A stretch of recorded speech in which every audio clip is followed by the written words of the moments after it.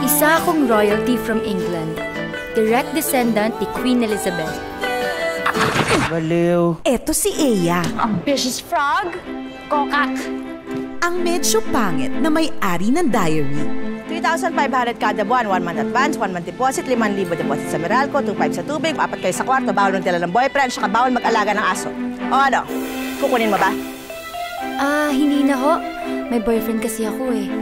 Hindi nga. Sige na ho, kahit anong trabaho, desperado na ho ako eh. Good luck. Sana magtagal ka. You don't have to be rude.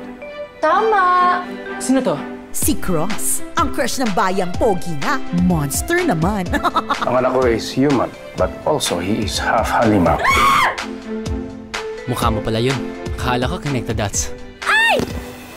Pangit na nga. Lampa pa. Hi, kilala mo ba si Cross Sanford? Eto naman si Lori, ang half-British BFF ni Eya. Alam mo, ewan ko sa'yo kung ba't nagustuhan mo yung tao na yan. Elementary classmate ko na si Cross. I always got bullied. Lagi niya akong pinagtatanggol. I would like you all to meet my girlfriend. Si Cross, sigurado ka? Sinadya ko yun para mas lalo kanilang paginitan. So you and your pimples will be miserable. Can I order you? Take out? At si Chad, ang certified cutie na crush ni Eya. Nililigawan ko siya for 1 year. Di pa ako sinasagot eh. Kasi may iba siyang gusto. Tanga pumili ni Lori. Chad loves Lori. Mahal na mahal kita. Lori loves Cross. Cross, I love you. Eh, sino kaya love ni Cross? Bakit ang pangit mo? Sa mo tinatago yung sungit buntot mo.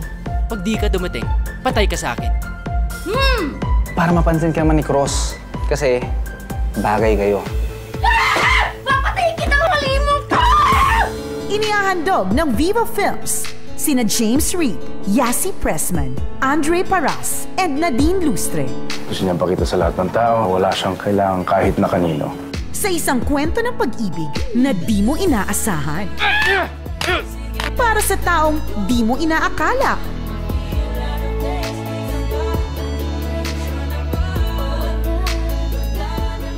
O ano? Paano nga ba kung ma-inlove ka sa isang taong alam mong hindi mai-inlove sa'yo kahit kailan?